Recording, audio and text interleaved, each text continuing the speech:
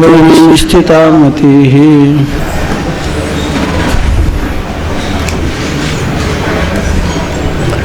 सूक्ष्म सृष्टीची उत्पत्ती तरंग 5वा परिच्छेद 19 क्रमांकाचा आहे. आपला विषय असा चालू आहे की माया ही स्वाश्रय आणि स्वविषय आहे. ब्रह्माच्याच आश्रयाने राहते, ब्रह्मालाच विषय करते, हा वेदांताचा पक्ष आहे. तदनंतर भगवंत मायेचा आश्रय घेऊन सृष्टी उत्पन्न करतो.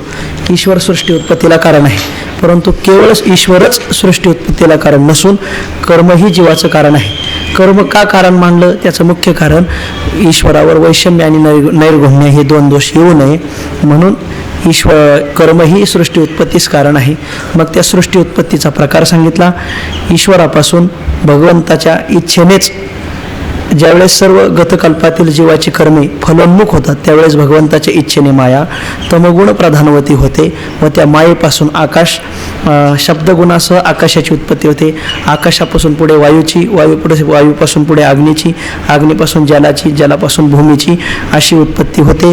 प्रत्येक भूतामध्ये कार्याचे स्वतःचे गुण किती आणि मागच्या यांचे गुण किती असा विचारही केला आणि सर्वांमध्ये मायेचं मिथ्यात्व आणि सत्तास्फूर्ती ही चैतन्याची आहे असा विषय सांगितला. आता सूक्ष्म सृष्टीची उत्पत्ती सांगतात. सर्व भूतांच्या एकत्र झालेल्या सत्वगुणापासून अंतःकरण उत्पन्न होते. सत्वगुणापासून होते म्हणून ज्ञानाचा हेतू आहे. म्हणून सर्व भूतांच्या गुणास अंतःकरण जाणते. अंतः म्हणजे देहाचे आत, करण म्हणजे ज्ञानाचे साधन, म्हणून त्यास अंतःकरण असे म्हणतात. पहा, सर्व भूतांच्या एकत्र झालेल्या सत्वगुणापासून, सर्व भूतांच्या म्हणजे पंचमहाभूतांचा जो एकत्रित असा जो सत्वगुण, त्या सत्वगुणापासून अंतःकरणाची उत्पत्ती होते असं वेदांत शास्त्रामध्ये अभिमत आहे. अंतःकरणाची उत्पत्ती होते, सत्वगुणापासून होते म्हणून ज्ञानाचा हेतू आहे. कारण सत्वात संज्ञा येते, ज्ञानम ही व्याप्ती आहे.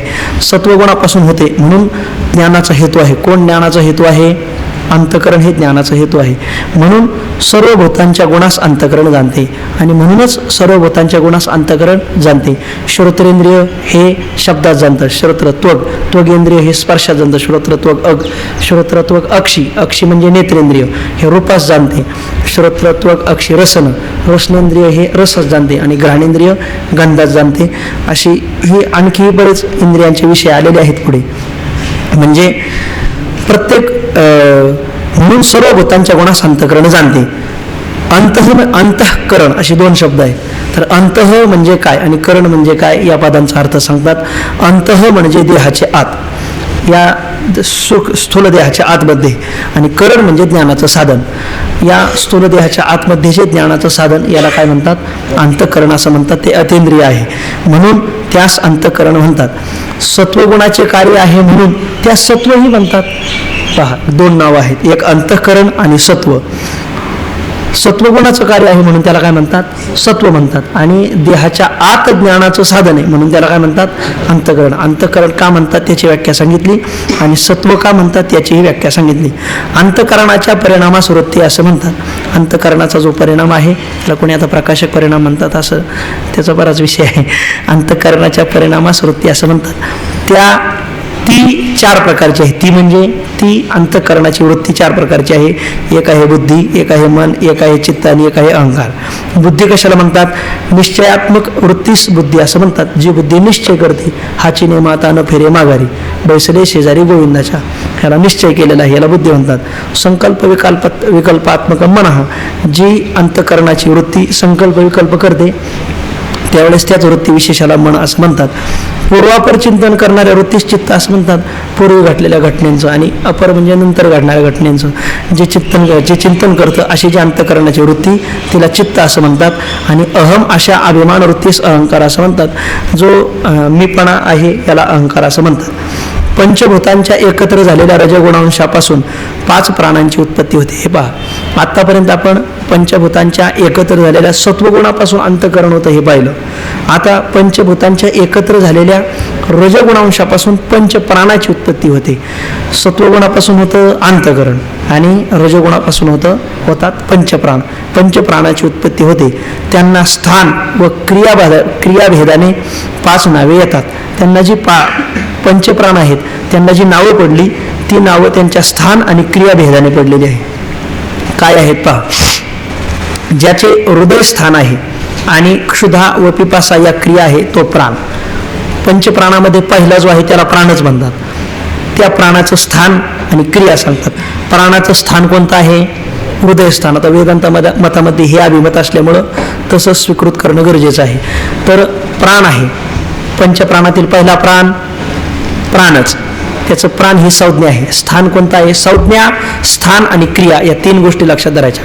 पंचप्राणामधील पहिल्या प्राणाची कोणती संज्ञा आहे? प्राण ही संज्ञा आहे. स्थान कोणतं आहे? हृदय. आणि क्रिया काय आहेत? क्षुधा आणि पिपासा. क्षुधा म्हणजे भूक लागणे आणि पिपासा म्हणजे तहान लागणे. बरं, दुसरा जो प्राण आहे त्याची काय संज्ञा आहे? अपान आहे. दुसऱ्या प्राणाची काय संज्ञा आहे? अपान. त्याचं स्थान कोणतं आहे? गुदस्थान. आणि क्रिया काय आहे? मलमूत्राचं क्षरण करणे म्हणजे बाहेर घालवणे असं. तिसरा जो प्राण आहे त्याची काय संज्ञा आहे? समान. त्याचं स्थान कोणतं आहे? नाभिस्थान. व त्याची क्रिया काय आहे? तर भुक्त, पीत, अन्न, जल योग्य समान करतो, त्याला समान असं म्हणतात. भुक्त, पीत, अन्न, जल. भुक्त अन्न आणि पीत जल. कारण भुक्त जल नाही आणि पीत अन्न नाही. भुक्त अन्न म्हणजे खाल्लेलं अन्न आणि पिलेलं पाणी यांना योग्य समान करतो, म्हणून त्याला समान असं म्हणतात. चौथा प्राणाची संज्ञा काय आहे? उदान. त्याचं स्थान कोणतं आहे? कंठ. आणि त्याची क्रिया काय आहे? श्वासक्रिया, श्वसन क्रिया त्याची आहे.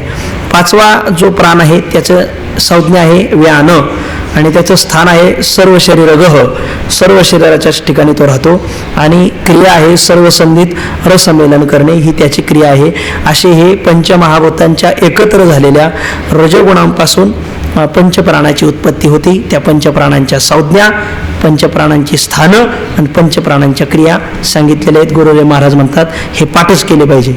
याशिवाय म्हणजे या पंचप्राणाशिवाय, याशिवाय म्हणजे या पंचप्राणाशिवाय म्हणजे कोणीतरी अन्य शास्त्रवेत्ते, अन्य दर्शनकार, अन्य काही व्यक्तिमत्व, नाग, कूर्म, कृकल, देवदत्त आणि धनंजय हे 5 उपप्राण मानून अनुक्रमे उद्गार, निमिषोन्निमेष, शिंक, जांभई आणि मृत शरीर फुगविणे या त्यांच्या क्रिया मानतात. पहा, काही अन्य व्यक्तिमत्व आहेत की ते पंचप्राणापेक्षाही काही उपप्राण मानतात. याही पेक्षा म्हणजे या पंचप्राणा सोडून आणखी 5 प्राण मानतात, त्यांना उपप्राण म्हणतात ते.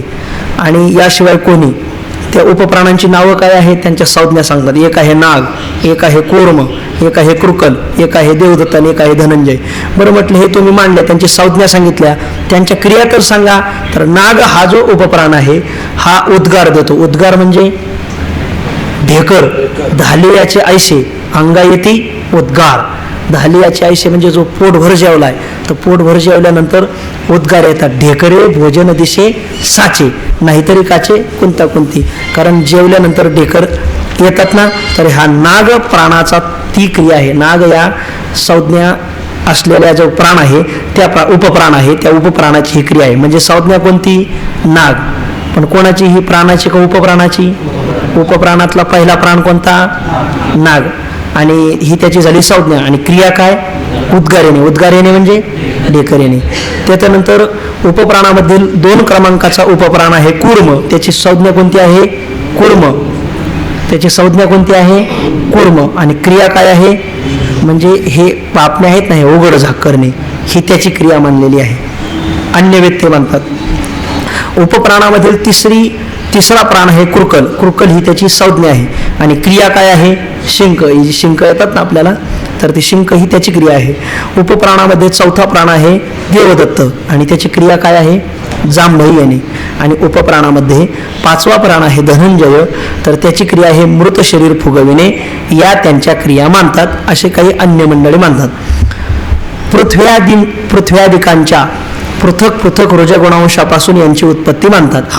हे मात्र पृथ्व्यादिक म्हणजे जे पंचमहाभूत आहेत यांच्या पृथक पृथक रजगुणांशापासून, अगोदरचे जे आहेत ना ते एकत्र झालेल्या रजगुणांशापासून, आणि हे पृथक पृथक रजगुणांशापासून, हा यातला ईशद भेद आहे.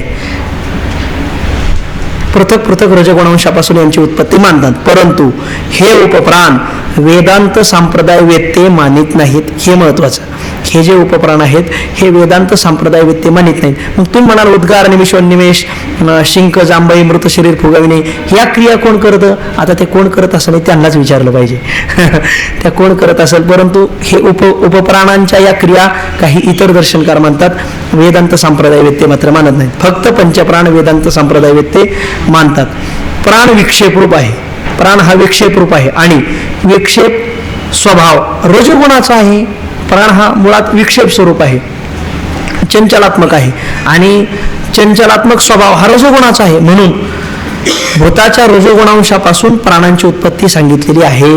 म्हणून पंचमहाभूतांच्या रजोगुणांशापासून प्राणांची मात्र एकत्रित रजगुणांशापासून प्राणांची उत्पत्ती सांगितलेली आहे. आता प्रत्येक भूताच्या सत्वगुणाच्या अर्ध्या भागापासून ज्ञानेंद्रिय झाली आणि रजोगुणाच्या अर्ध्या भागापासून कर्मेंद्रिय झाली.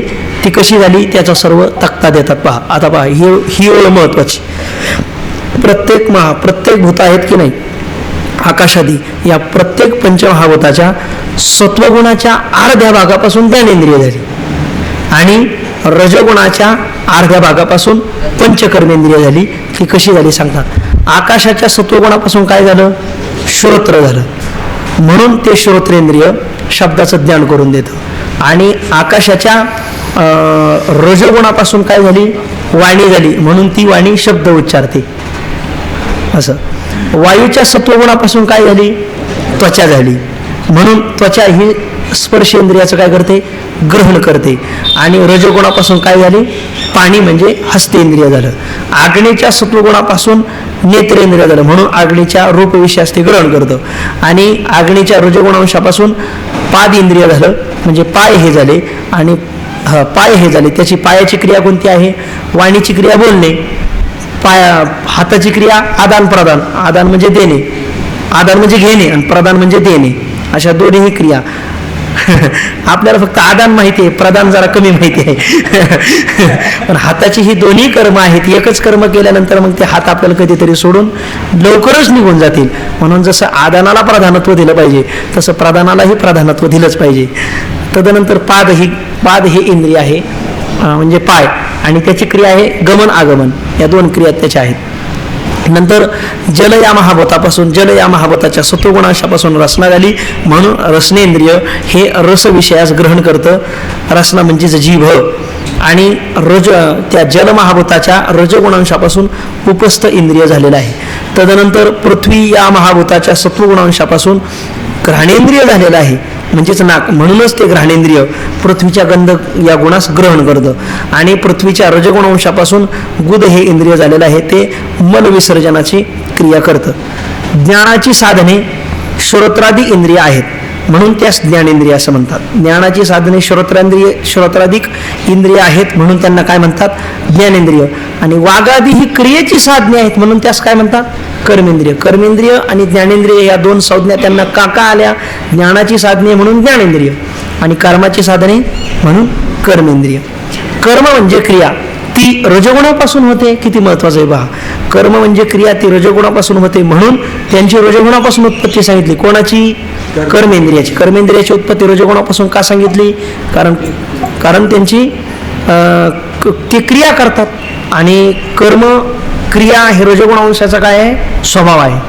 क्रिया हा रजगुणांशाचा स्वभाव आहे आणि कर्मेंद्रिय हे कर्म करतात म्हणून कर्मेंद्रियाची रजगुणांशापासून उत्पत्ती सांगितली. एकंदरीत पहा आता किती जण येतात सूक्ष्म शरीरात. सूक्ष्म सृष्टीची उत्पत्ती सांगतात ना. तर पहा अंतःकरण कशापासून झालं? पंचमहाभूताच्या एकत्र झालेल्या सत्वगुणांशापासून. एकत्र निराळं आणि मिलित निराळं. आता पंचकरण आणि अपंचकरण याच्यात भेद आहे. एकत्र आले म्हणजे पंचकरण झालं नाही, हे अपंचीकृतच आहे. एकत्र आले ते पण पंचीकरण नाही झालं. आणखीन पंचीकरण कशाला म्हणायचं ते येईल पुढं. अंतःकरण कशापासून झालं? पंचमहाभूतांच्या एकत्र झालेल्या सत्वगुणांशापासून अंतःकरण झालं.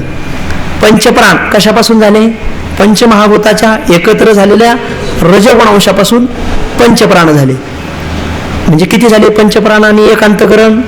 6.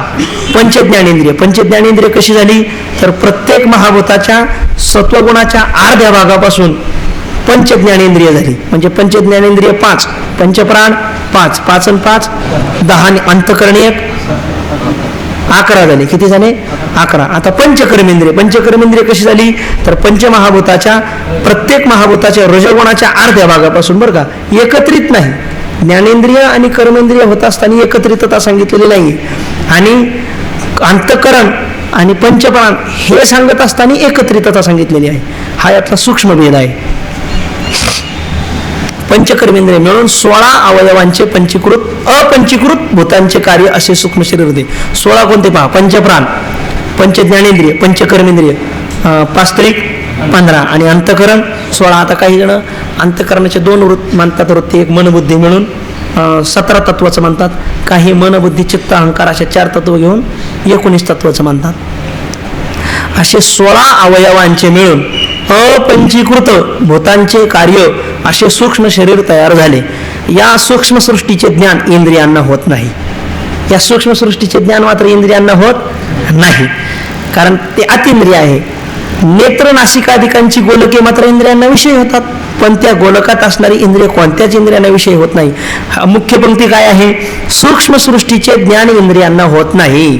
सूक्ष्म सृष्टीचे ज्ञान इंद्रियांना होत नाही. पंचज्ञानेंद्रियाचंही होत नाही, पंचकर्मेंद्रियाचंही आपल्याला प्रत्यक्ष नाही, आणि पंचप्राणांचंही नाही, आणि अंतःकरणाचंही नाही. मग कोणी म्हणेल का हो, नेत्र दिसतात, हात दिसतात, पाय दिसतात, मग तुम्ही कसं सांगतात प्रत्यक्ष नाही? तर ते सांगतात ते जे दिसतात ना ते नेत्र नासिकादिकांची गोलकं आहेत, म्हणजे राहण्याची स्थान आहेत. इथं नेत्र राहतं परंतु नेत्र दिसत नाही. या हस्तेंद्रियात हस्त नामक इंद्रिय राहतं परंतु ते प्रत्यक्ष नाही. कारण का? फार सुंदर विषय आहे पहा, गुरुरे महाराजांच्या मुखातून ऐकलेला. मेलेल्या माणसाची कर्मेंद्रिय दिसतात का? असतात. मेलेल्या मनुष्य मेल्यानंतर स्थूल देहाचा पात होतो, स्थूल देह पडत असतो, कारण शरीराचा अज्ञानाने नाश होत असतो. आपलं कारण शरीर अज्ञान, त्याचा ज्ञानाने नाश होतो, आणि सूक्ष्म शरीर हे आपल्या आपल्या उपादानात विलीन होत असतं, असं शास्त्र आहे. तर मेलेला जो मनुष्य आहे, समजा त्याला ज्ञान झालं नाही, ज्ञान झालं अथवा नाही झालं असं माना, तर मेलेला मनुष्य त्याला जर ज्ञान झालं नाही तर हे सूक्ष्म शरीर अन्य शरीरात प्रविष्ट होत असतं, त्याला अन्य शरीरात प्रविष्ट होतं. मग हे स्थूल शरीर पडतं, स्थूल शरीर पडत असतं, आणि ज्ञान न झाल्यामुळं कारण शरीर तसंच असतं, आणि सूक्ष्म शरीरही तसंच असतं, त्याचा बाद होतो. तर मेलेला मनुष्य ज्यावेळेस मरतो त्यावेळेस त्याचे हातपाय तसेच दिसतात, हे गोलक, आणि सूक्ष्म शरीर तर त्याला सोडून गेलेलं असतं. मग जर सूक्ष्म शरीर सोडून गेलं नाही म्हणावं, ते हातपाय हीच जर त्याचे सूक्ष्म शरीर आहे असं म्हणावं, तर सूक्ष्म शरीर त्याला सोडून गेलंच नाही म्हणावं लागेल. म्हणजे मेलेल्या मनुष्याचे हातपाय दिसतात परंतु सूक्ष्म शरीर त्यात नसतं. म्हणून तर लोक म्हणतात बोला ना, पण ते बोलत नाहीत. कारण का? मुख आहे परंतु वाणी नावाचं इंद्रिय निघून गेलेलं आहे, असं आहे. कर्मेंद्रिय निघून गेलेलं आहे, कर्मेंद्रियाचं गोलक आहे. पहा ना, आमच्याकडे जरा पहा. नेत्र आहेत परंतु नेत्रेंद्रिय निघून गेलेलं आहे. म्हणजे काय? गोलक आहे पण गोलकातील इंद्रिय मात्र गमनास प्राप्त झालेलं आहे, असं आहे. म्हणून हे किती सूक्ष्म, किती आपल्या पूर्वाचार्यांनी, लोक म्हणतात वारकऱ्यांनी ऋषीमुनींनी लोक आडाने ठेवले. मला नाही वाटत यांच्यासारखं ज्ञान कोणी सांगितलं असेल म्हणून. यांनी सगळी समाज जनजागृती निजलिया जागविती आणि निज पुरवणी देती.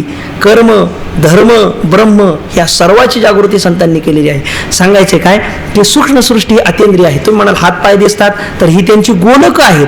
ही हात हे म्हणजे हस्तेंद्रिय याच्यात राहतं, पण हे म्हणजे हस्तेंद्रिय नाही, यात इंद्रिय राहतं, ही त्याची काय आहेत? गोलक आहेत. कारण का? काही माणसाला डोळे दिसतात, काय सुंदर मनुष्य आहे हो, काय त्याचे डोळे आहेत, आणि त्याला जवळून असं केलं तरी दिसत नाही. म्हणजे ती गोलकं असतात परंतु इंद्रिय नसतात, असं आहे. काही माणसाचे कान किती सुंदर दिसतात परंतु ऐकू येत नाही, तोप दागली तरी ऐकू येत नाही. म्हणजे इंद्रिय आहे, म्हणजे ती गोलक आहेत पण इंद्रिय नाहीत, असा अर्थ आहे.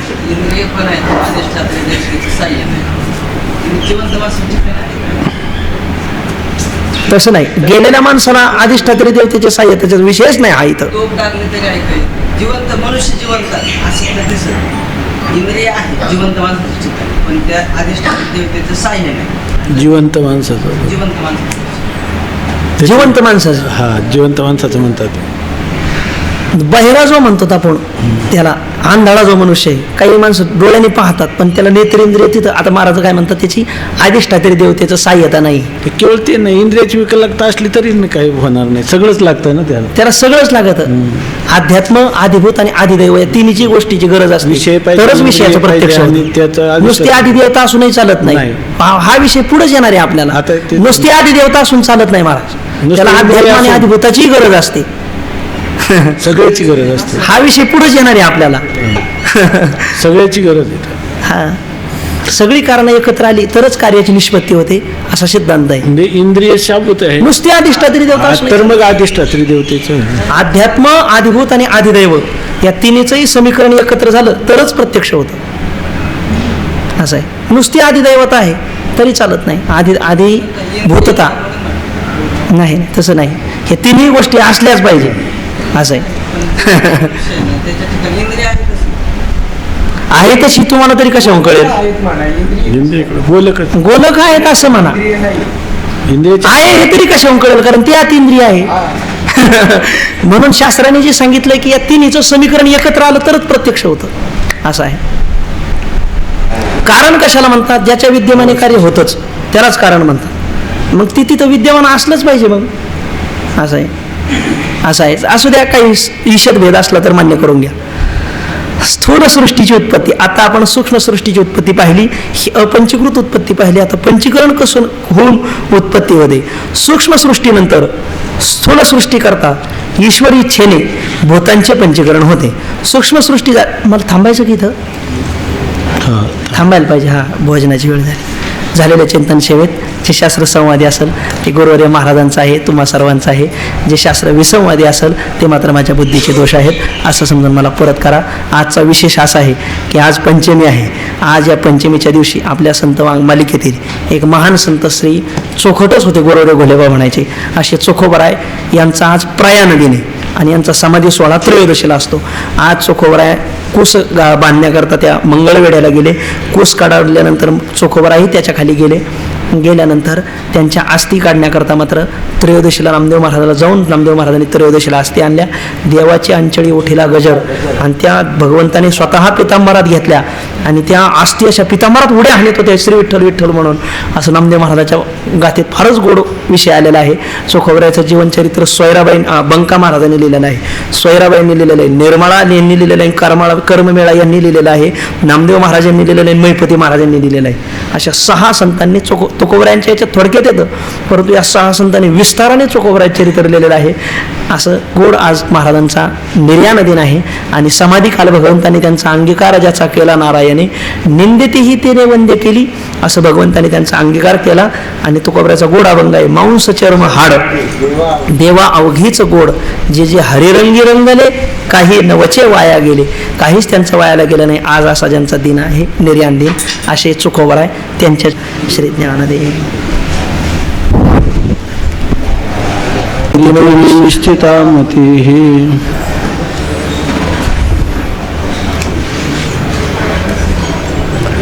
सूक्ष्म सृष्टीची उत्पत्ती, तरंग 5वा, परिच्छेद 19 क्रमांकाचा आहे.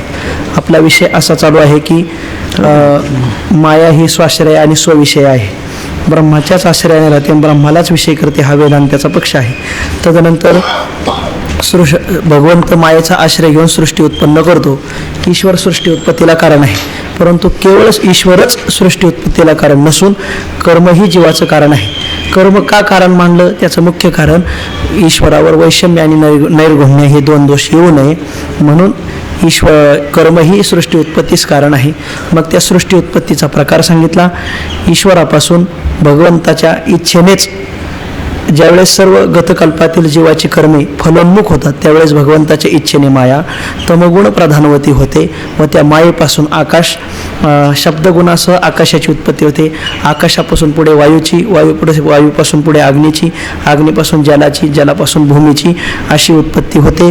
प्रत्येक भूतामध्ये कार्याचे स्वतःचे गुण किती आणि मागच्या यांचे गुण किती असा विचारही केला आणि सर्वांमध्ये मायेचं मिथ्यात्व आणि सत्तास्फूर्ती ही चैतन्याची आहे असा विषय सांगितला.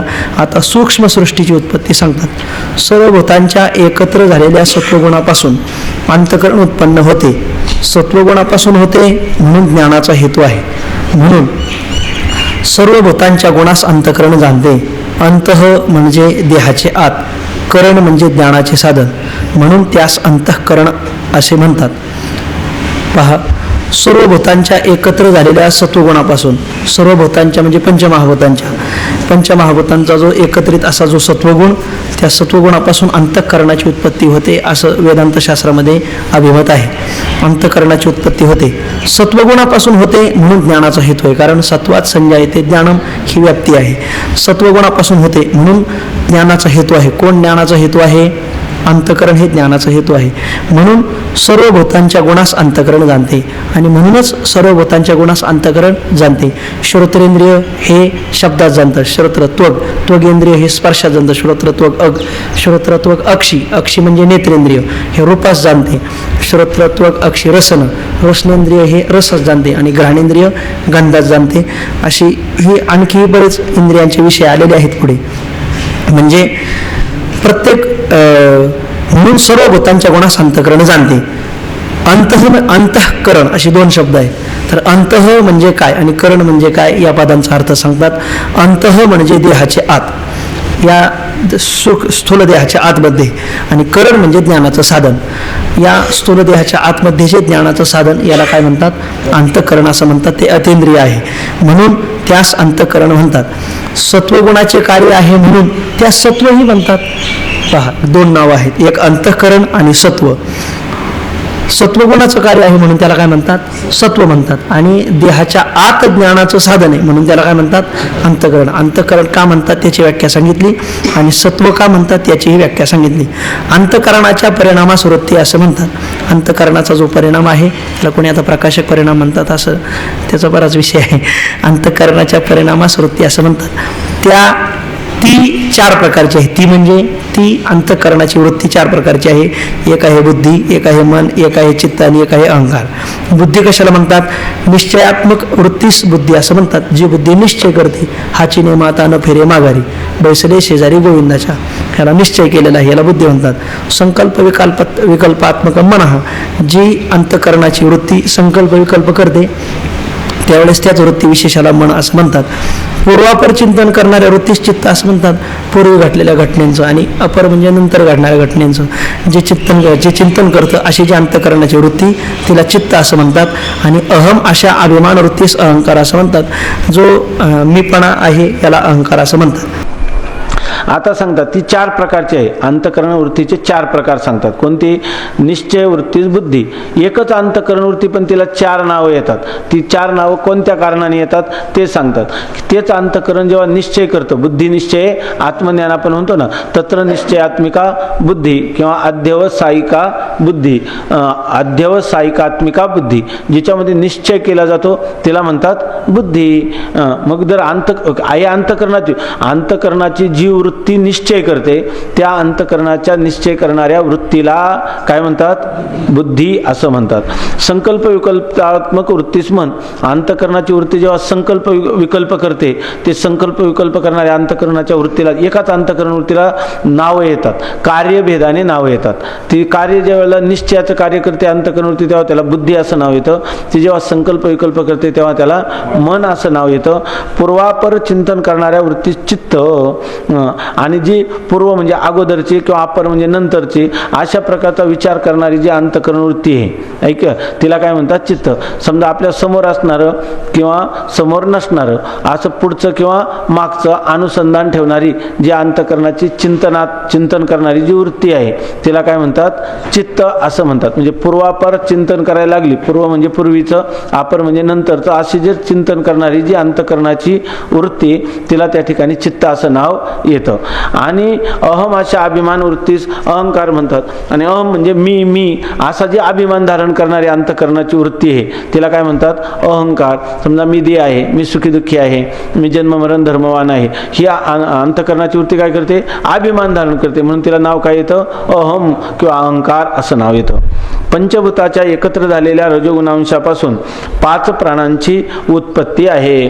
आता पंचमहाभूतांच्या एकत्र झालेल्या सत्वगुणांशापासून कशापासून कशाची उत्पत्ती झाली? अंतःकरणाची. ती अंतःकरण वृत्ती 4 प्रकारची, तिला कार्यभेदाने 4 नावं निरनिराळी आली आहे, एकच अंतःकरण वृत्ती. आता सांगतात की ती माया जी आहे त्या मायेच्या सत्वगुणांशापासून अंतःकरण बनलं, परंतु म्हणतात पंचभूताच्या पंचभूताच्या सत्वगुणांशापासून काय बनलं? अंतःकरण बनलं. परंतु पंचभूताच्या एकत्र झालेल्या रजोगुणांशापासून 5 प्राणांची उत्पत्ती होते. आता पंचप्राण आहे, प्राण, अपान, व्यान, उदान आणि समान. हे जे पंचप्राण आहे ते कशापासून उत्पन्न झाले? प्राणाचा सारखा श्वासाच्या द्वारा भाता चाललेला आहे की नाही आपल्या ह्याच्यामध्ये, म्हणून त्याच्यामध्ये काही क्रिया आहे, हालचाल आहे, अर्थात ते काय आहे तर पंचमहाभूताच्या रजोगुणांच्या अंशापासून हे पंचप्राण उत्पन्न झालेले आहेत. त्यांना स्थान व क्रियाभेदाने 5 नावे येतात. त्यांचं स्थान काय आहे म्हणजे ते जे वास्तविक आहे काय, प्राण हा एकच आहे, परंतु 5 प्राण नावं कशाला आली? ते अंत स्थान, ते प्राण राहतो कुठं, या ज्या ठिकाणी राहतो त्याने, किंवा तो करतो काय, म्हणजे क्रियाभेद किंवा स्थानभेद याने पंचमहाभूताच्या रजोगुणांशापासून झालेला प्राण एकच आहे, परंतु त्या प्राणाला पंचप्राण असं म्हटलं. आणि ते कशामुळं? स्थानभेद आणि कार्यभेदामुळं म्हटलेलं आहे, क्रियाभेदामुळं म्हटलेलं आहे. आता कसं त्यांना नाव कशी आली ते सांगतात. ज्याचे हृदय स्थान आणि क्षुधा पिपासा या क्रिया तो प्राण. आता एकच प्राण आहे, परंतु त्याला नाव काय आलं? प्राण. ते कसं नाव आलं? म्हणजे एकच वायू तत्व आहे शरीरामध्ये संचार करणारं, त्याला प्राण असं नाव येण्याचं कारण काय तर ते सांगतात. हृदय हे त्याचं काय, तो प्राण कुठं राहिला? स्थानभेद कोणता येते? जो हृदयात राहतो. आणि त्याचे धर्म कोणते? क्षुधा म्हणजे भूक आणि तृषा म्हणजे पिपासा म्हणजे तहान. भूक आणि तहान हे प्राणाचे धर्म आहे. प्राण हा पंचमहाभूताच्या रजोगुणाचं कार्य आहे आणि तो हृदयामध्ये राहतो. गुदस्थान व मलमूत्र क्षरण क्रिया तो अपान. आता दुसरा एक तोच प्राण, तोच वायू, पण तो गुदस्थानी राहतो म्हणून, आणि गुदस्थानी राहून काय करतो? मल आणि मूत्र यांचं निस्सारण करण्याचं कार्य तो करतो. म्हणून हे स्थान आणि क्रिया करणारा जो प्राण आहे त्याला नाव काय आलेले? अपान असं नाव आलेलं. नाभिस्थान म्हणजे आपल्याला जर कधी लघवी शौचाला साफ होत नसेल तर कोणता प्राण विकृत झालेला आहे आपला? कोणता वायू विकृत झालेला आहे? अपान वायू विकृत झाला असा त्याचा अर्थ. जर आपल्याला खूप ताण आणि भूक लागली आणि तडफडायला लागलो तर कोणाची मागणी आहे? ती प्राणाची मागणी. ताण भूक हे त्याचे धर्म आहेत. नाभिस्थान व भुक्त पितान्न जल योग्य किंवा समान करतो तो समान.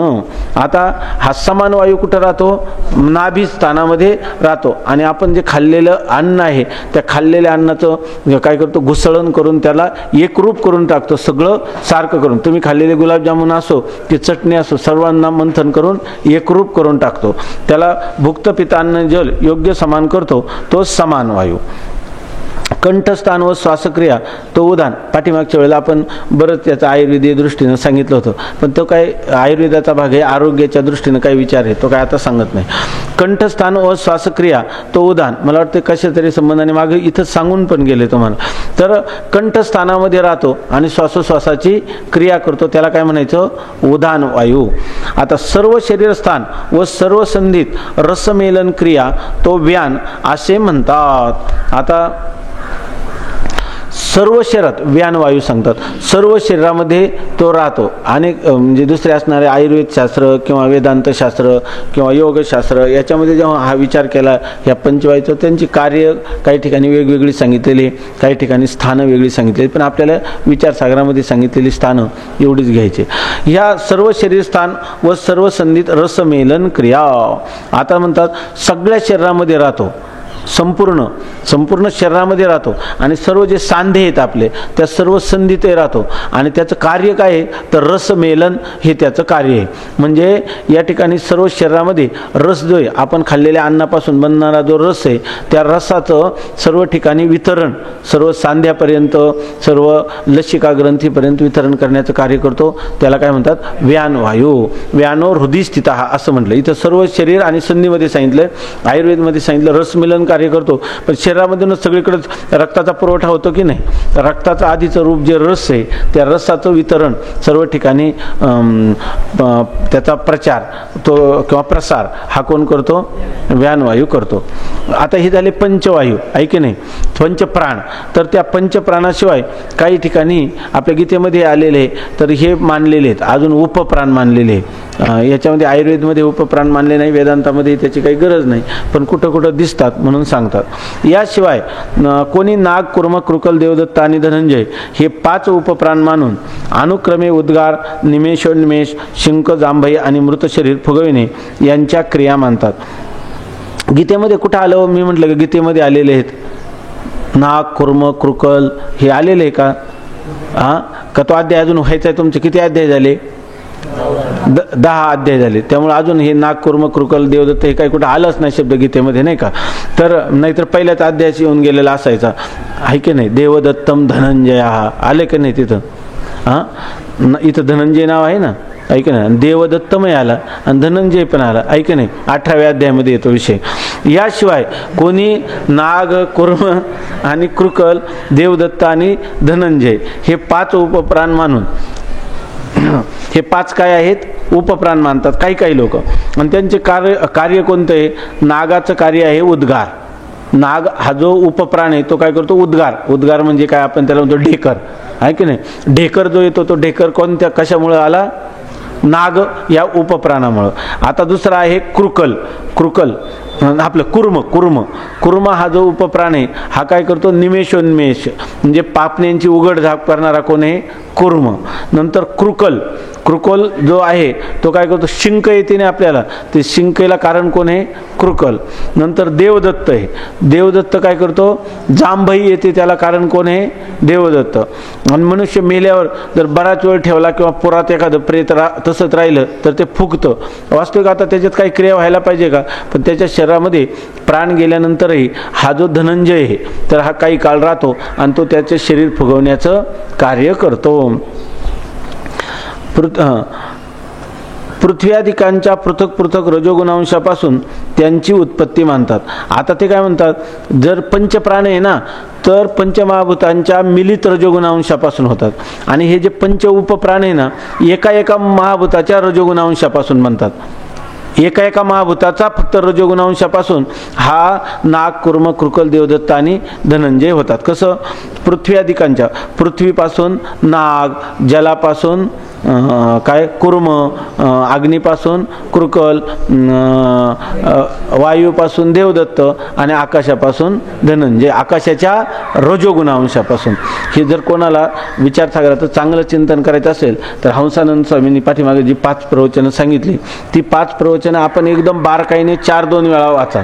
म्हणजे ह्या ज्या शंका आहेत ना ह्या एकही राहणार नाही. आणि त्याच्यापेक्षा आपल्याला चांगल्या प्रकाराने हे जे पंचीकरणाची प्रक्रिया किंवा या ठिकाणी सृष्टी उत्पत्तीची प्रक्रिया एकदम चांगल्या प्रकाराने आपल्याला कळेल. ती जी विचारसागरातून लक्षात येणार नाही. त्यांनी इतकं तंतोतंत त्याच्यामध्ये सांगितलंय की गणितासारखे हिशेब करून सांगितलेले. पण कधी वाटलं तर इथं लावून ते पुन्हा ऐकू शकता तुम्ही हंसानंद स्वामींचं. ऐकलेलं आहेच एकदा, आता पुन्हा बारकाईने 1-2 वेळा ऐकलं तर फार चांगली उपस्थिती होईल.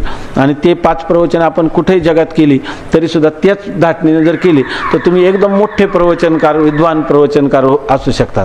त्यातल्या फक्त प्रत्येक शब्दाचा लक्षात ठेवायचं आणि त्याप्रमाणे अनुवाद करायचा त्याच्यामध्ये.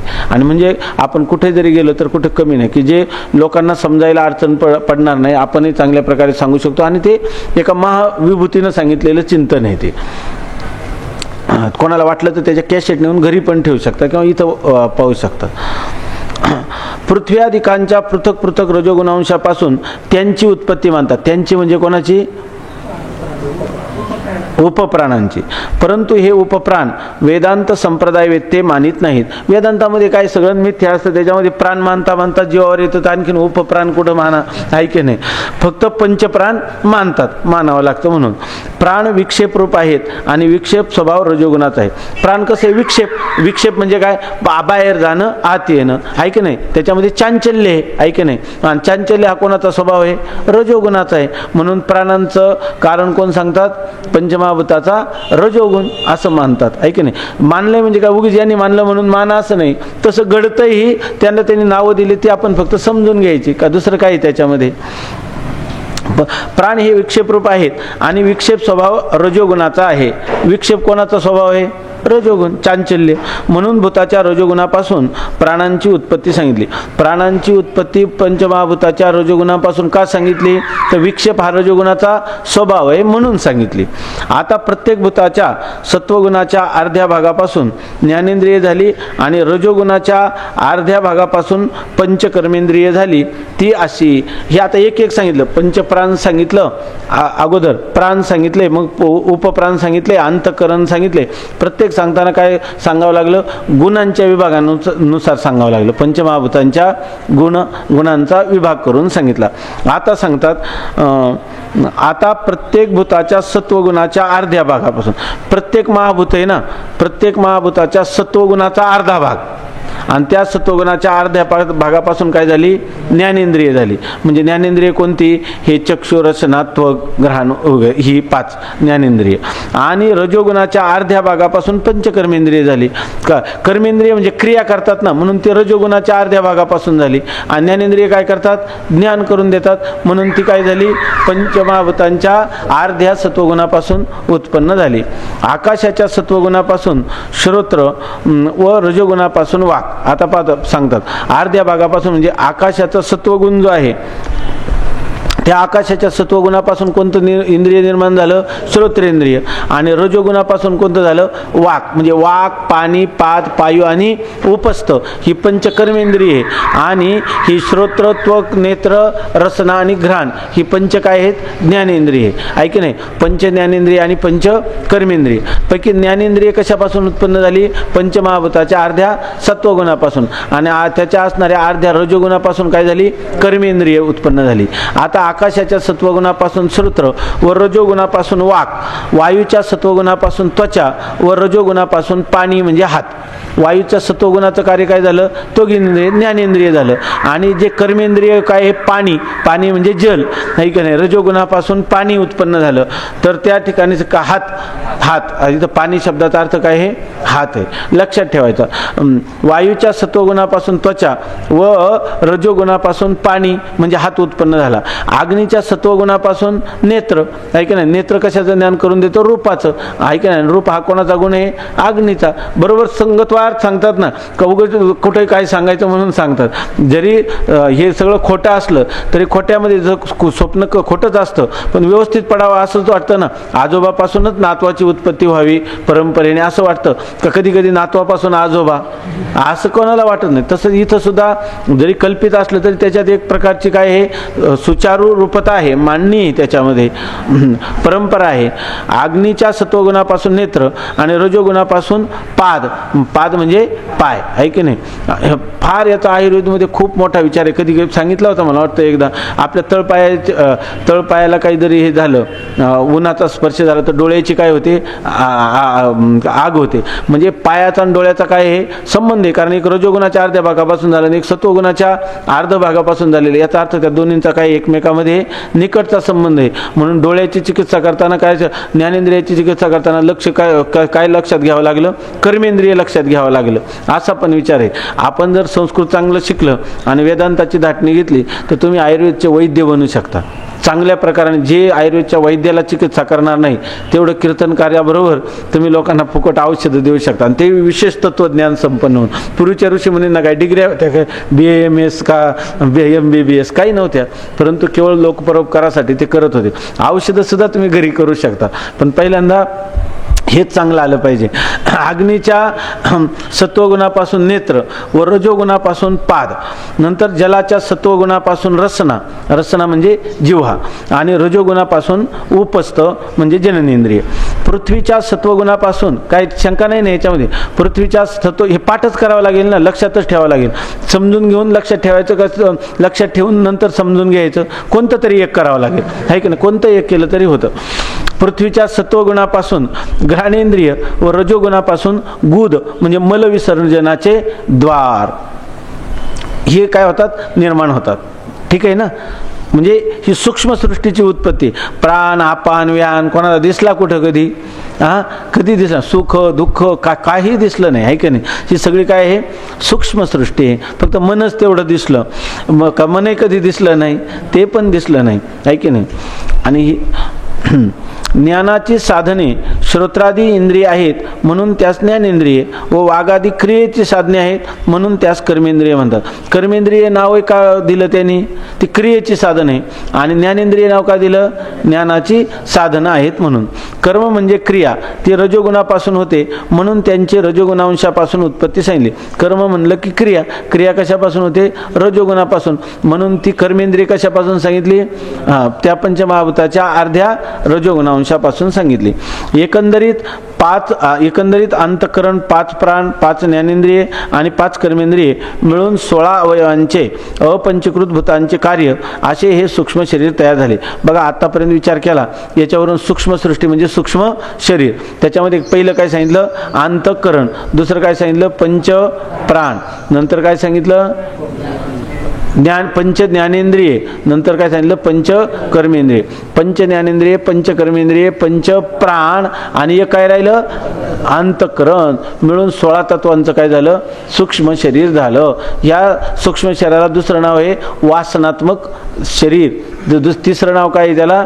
लिंग शरीर असं एक नाव आहे. चौथं एक नाव आहे, ते काय लक्षात नाही. अजून एक योग वासिष्ठामध्ये त्याला वारंवार नाव आलेलं आहे. मग लिंग शरीर, सूक्ष्म शरीर, वासनात्मक शरीर असं त्याला नाव आले. तर याच्यामध्ये तत्व किती झाली? 16 तत्व. एक जण तर म्हणायला लागला की याच्यामध्ये 19 तत्व आहेत. ते बरोबर आहे का? लिंग शरीरात किंवा सूक्ष्म शरीरात 19 तत्व आहे. कधी होईल? एकच अंतःकरण मानलं तर 16, आणि अंतःकरणाचे जर 4 भेग मानले, मन, बुद्धी, चित्त आणि अहंकार, तर ते किती झाले? हे 15 आणि ते 4 मिळून किती झाले? 19. काही म्हणणे की नाही 17 तत्वाचे, बहुतेक ठिकाणी 17 तत्वाचा सूक्ष्म शरीर सांगितले. 17 तत्व काय? मन आणि बुद्धी दोनच जर मानले तर काय झाले? 15 2 17. मग सगळं काय आहे? सगळं कल्पितच आहे, आहे की नाही? त्याच्यामध्ये हे काय? 1 3 5 मेळा 25चा 36 तत्वाचा मूळ हरी, आहे की नाही? 7 5 3 दशकांचा मेळा, एक तत्वी काळा 10वी हरी. मग कोणता आग्रह धरला पाहिजे? 17 तत्वाचं शरीर का 19 तत्वाचं शरीर? काय इथं सांगितलेलं? किती? 16 तत्वाचं शरीर का सगळ्याच तत्वांचं शरीर? जसं मानाल तसं. खरं मानू नका म्हणजे झालं. 19 म्हणा नाही तर 17 म्हणा, आहे की नाही? त्याचं अधिष्ठान कोण आहे? एक आहे. हे पटलं का तुम्हाला? आता त्या कल्पित वस्तूमध्ये काही कल्पना करा, आहे की नाही? या सूक्ष्म म्हणजे एकंदरीत अंतःकरण, 5 प्राण, 5 ज्ञानेंद्रिय आणि 5 कर्मेंद्रिय मिळून 16 अवयवांचे अपंचीकृत भूतांचे असे सूक्ष्म शरीर तयार झाले. अपंचीकृत म्हणजे ती पंचमहाभूत एकत्र मिसळली नाहीत अशा स्वरूपात त्याचं काय झालं? अपंचीकृत भूतांचं कार्य हे सूक्ष्म शरीर झालं. या सृष्टीचे ज्ञान इंद्रियांना होत नाही. सृष्टीचं ज्ञान इंद्रियांना होत नाही. कसं? नेत्र, नासिकादिकांची गोलके मात्र इंद्रियांना विषय होतात. हे जे इथं असंच आहे ना, सृष्टीचे ज्ञान इंद्रियांना होत नाही. म्हणजे कोणत्या सृष्टीचं ज्ञान इंद्रियांना होत नाही? सूक्ष्म सृष्टीचं ज्ञान. इथं सांगायचं का सूक्ष्म सृष्टी जी आहे तिचं ज्ञान इंद्रियांच्या द्वारा होत नाही. नेत्र, नासिकादिकांची गोलके मात्र इंद्रियांना विषय होतात. इंद्रियांना आपण हा डोळा आहे, डोळा नाही, तो डोळा ज्याच्यात राहतो ते काय आहे? तो गोलक आहे. गोलकाचं ज्ञान होतं. त्याच्यामध्ये असणारं जे ज्ञानेंद्रिय आहे नेत्र, त्याचं ज्ञान होत नाही. ते ज्ञानेंद्रिय ज्या गोलकामध्ये आहे तर त्याचं काय होतं? किंवा हे जे गोलक आहेत, जीवा, रसनेंद्रिय नाही, रसनेंद्रियाचं ज्ञान इंद्रियांना होत नाही. तर त्याचं कशाचं ज्ञान होतं? त्याच्या गोलकाचं ज्ञान. गोलक म्हणजे इंद्रिय नाहीत. गोलके मात्र नेत्र, नासिकादिकांची गोलके मात्र इंद्रियांना विषय होतात. आता हे नेत्राचं किंवा नासिकाचं हे जे गोलक आहे हे इंद्रियांना विषय होतात, परंतु साक्षात ज्ञानेंद्रिय मात्र इंद्रियांना विषय होत नाहीत. पण त्या गोलकात असणारी इंद्रिय कोणत्याच इंद्रियांना विषय होत नाही. गोलक विषय होतात पण गोलकात असणारी इंद्रिय मात्र कोणालाही विषय होत नाही. आता यानंतर ही झाली सूक्ष्म सृष्टी, ऐक नाही. आता स्थूल सृष्टीची उत्पत्ती सांगतात, ती उद्या पाहू. पुंडलिक वरदा हरी विठ्ठल श्री ज्ञानदेव तुकाराम ज्ञानेश्वर महाराज की जय. ज्ञानदेव तुकाराम, ज्ञानदेव तुकाराम, ज्ञानदेव तुकाराम, ज्ञानदेव